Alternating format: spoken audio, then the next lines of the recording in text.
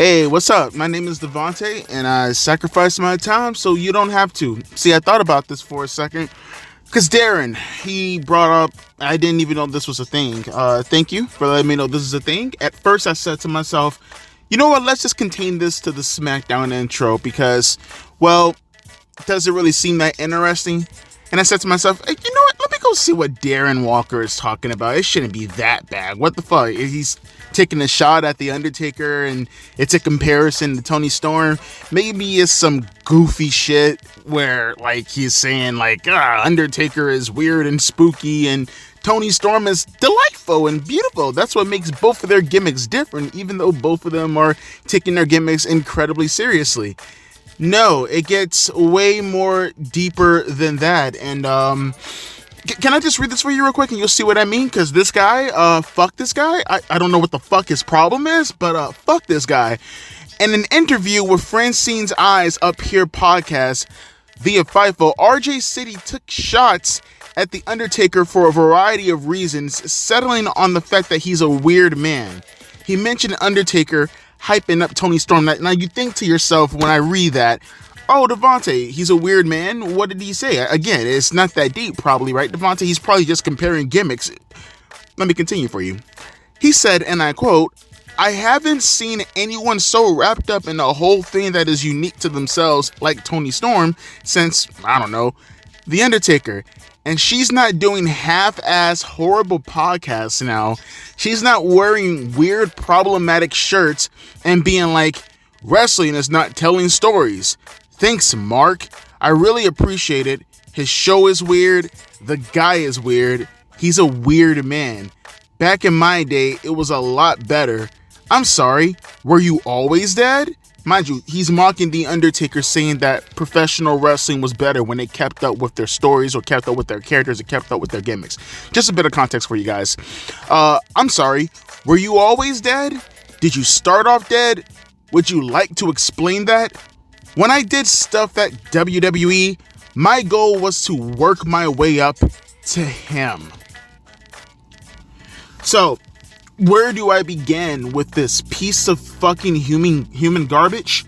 Let's start with the weird comments, okay? Let's go with that first, and then we'll make our way to more of the political stuff, okay? Because there's a lot of stuff that RJ said that really caught my attention. So as far as the stuff in regards to the gimmicks, RJ, because I don't know what the fuck these soft, sensitive, pansy motherfuckers have with the Undertaker in its comments when he says back in my day. So it's not just the gimmick situation, obviously, too, but I'm starting to think, I'm pretty sure he's also referencing the Undertaker when he was talking about putting the gun in the bag in the locker room and all that other kind of stuff, right? That's what real men do. Real men didn't, play video games backstage. I said it once and I said it again. You guys are taking the Undertaker out of context. That's not what he meant. That's not what he meant. He just meant the things that they did back in the days. They were more so things that made the locker room. How do I put this? It matured you. Okay, that's all Undertaker meant. That's all Undertaker meant. He did not want wrestlers to bring guns in their backpacks or whatever the case may be. I'm pretty sure he doesn't mind them playing video games once in a while. He's just saying the things that they do nowadays in the locker room influences.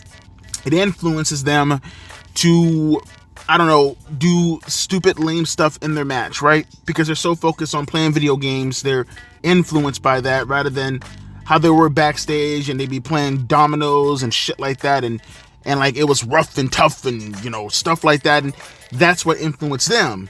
That's all he said. Literally everything was based strictly off of maturity. It was not that deep. They're making it super deep. They've been making this fucking thing deep for almost 4 years now. Taker said this in 2020 fucking one, and you have people who are still bitching over it. And if RJ City, I have two things about RJ City that I don't fucking understand. So either A, this motherfucker here is what is he? Why is he mad over this? Does it have anything to do with him? Because I don't know, like, RJ, are you a wrestler? If he's a wrestler, he is one of the most irrelevant motherfucking wrestlers in the history of the business. I barely even knew he was a fucking thing before the first time I heard him, which we will get to that in a minute, because again, that has more to do with the political stances that I just don't understand from him. But my guy, you're not a wrestler. You're not a wrestler, okay? And if you are a wrestler, forgive me for not knowing who the fuck you are, all right? But that's what he's referencing. It's not that fucking deep. It's really, really, really not that fucking deep. But it gets better. It gets better because obviously he's referencing the gimmick stuff also in between Toni Storm and the Undertaker.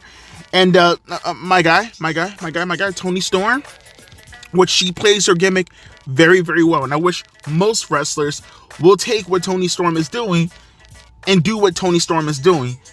I'm not even understanding what you're attacking in regards to that in reference to the Undertaker, because my guy. That's what he's also referencing when he said back in this day when they took their characters seriously. Literally, the thing that you're praising Toni Storm over is what Undertaker wants most wrestlers to do. Kudos to people like Toni Storm. I wish, me personally, we had more Toni Storms to actually be that attentive to their gimmick.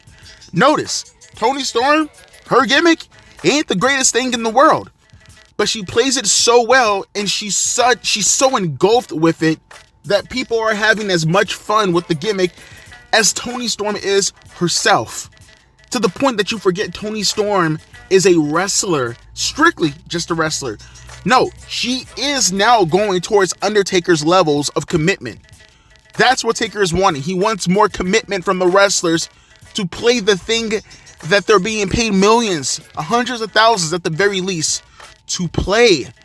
Again, it's not that deep, but you took it out of context once again, and you're taking it out of context in comparison to a wrestler that you're praising who's doing the exact same thing. It makes no sense. It makes no sense. So now we get to my favorite part of all this. Let me read this one more time so you guys have a bit of context. One more time. And she's not doing a half-ass horrible podcast now. She's not wearing weird, problematic shirts and being like, wrestling is not telling stories. Thanks, Mark. I really appreciate it. So first off, the wrestling telling stories thing, you can go back to my video I did a couple of days ago when I discussed this. Because again, once again, RJ City is a complete and utter fucking nitwit. A complete and utter fucking dipshit. He did not say wrestling is not telling stories. He said wrestling is not a priority when it comes to legitimate storytelling, which he means playing out a story, playing out a feud, playing out a rivalry that builds up to the match in itself. Not the actual in-ring work telling a story, the actual angle in itself building up to the actual wrestling that gives it consequences. He's saying to prioritize that over the actual in-ring product because that's where most people are going to connect with the match. But what the fuck do you mean problematic shirts? What do you mean weird podcasts? So, let me reflect off of this real quick. And I think I'll leave a link down in the description box below. Let me just clarify really quick if you guys don't mind. I think that's the gentleman right there, right? Let me just make sure. Hang on for a second. Yes. That is absolutely him. Okay, just had to make sure. That's him, right? Hey EW. That's a stupid ass podcast, right? Just clarifying and making sure. Okay. So I'm pretty sure maybe he has more podcasts that's a little bit more political in nature in regards to this, but this is the first thing that came to my mind when I first heard him talk about half-ass podcasts and weird t-shirts, which means that, like most, fucking terminally online people, he's taking Undertaker's political stances and he's tying it to his podcast, because obviously, if you guys don't know, Undertaker's gonna have Donald Trump on his podcast, right? Now, mind you, I wonder if he feels the same way about Chris Jericho, who had Donald Trump's son on his podcast a few years ago, but we won't touch that one, right? We definitely won't touch that one. But can we talk about the fact that according to this YouTube video, this year, a little over 8 months ago, you had Abadon on your podcast. And correct me if I'm wrong, the context in regards to the majority of that time frame, which by the way, it's under 4 minutes, were you guys discussing the importance of gender nonconformity, gender non-binary, gender fluid, calling people ignorant who refer to Abadon as a female while she's actively going for the women's championship belts. While she's actively competing in the women's division. You guys are on the podcast and you guys are essentially implementing your shitty divisive fucking politics within said podcast, right? Now, why is it good for people like you, RJ City, to plaster your politics everywhere, right? But the Undertaker, he wears problematic shirts, which I'm assuming he's talking about the was it support the cops, the blue shirt. Well, I forget the name of the shirt, but support the police officers, a shirt that he wore like I don't know, like almost 5 years ago. But I digress because these people are so terminally fucking online. I think that's the problematic shirt he's talking about. So let's just go over the Undertaker's politics that he's tying up to his podcast, that he's calling shitty because of Undertaker's politics and no other reason. He doesn't like the Undertaker via his podcast because it's shitty, because he's about to host Donald Trump. Never mind the fact that he himself hosted Abadon and they discussed leftist politics, progressive politics openly. And he nodded his head listening to her, right? So let's just hypothetically say they were kids or people who were impressionable. No, and don't say that that's not the case. You got people like Izzy who are becoming professional wrestlers thanks to wrestlers like Bayley and Sasha Banks. So let's not say that there aren't kids who aren't impressionable who watches AEW. This video has over 142,000 views or 140,000 views, whatever the case may be. Let's just say there are kids watching your show and they're okay with being gender non-binary, and they're listening to the dumb shit that you're spreading, confusing them, rather than they themselves making certain decisions when they get older. That's not problematic. And mind you, I'm not a police guy. I don't give a fuck about the police. But at the same time, though, that of what you're throwing out there and regurgitating and throwing up, that is that's a good thing. But the Undertaker putting out t-shirts, that's a bad thing. The Undertaker literally hosting someone that makes up, I don't know, from what I can tell, damn near half the country in regards to who they're voting for, just hosting them.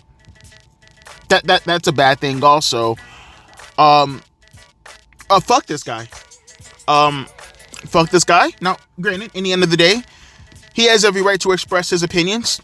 They're his opinions and no one else's. But to attack people of different political alignments, because that's what it is in the end of the day. Don't let anyone twist you. Don't let anyone carry you to believe certain things. You see people all the time jump online and they say stupid shit like, I thought I knew the Undertaker. Well, he's gonna vote different than I vote. I said it once and I'll say it again. I am a conservative. I'm a Republican. But at the same time, almost all my friends are Democrats. I seen Batista not too long ago come out on behalf of Kamala Harris. I don't give a fuck who Batista votes for. I'm still going to vote for Donald Trump. And regardless, I don't care. Because Batista is still the animal. Batista is still the man. I will still stand on top of my bed and pretend I have a machine gun and start shooting it as pyro goes off in the background, screaming, I walk alone. Because Batista is the fucking man. I don't give a fuck who Batista votes for. He is still the fucking man.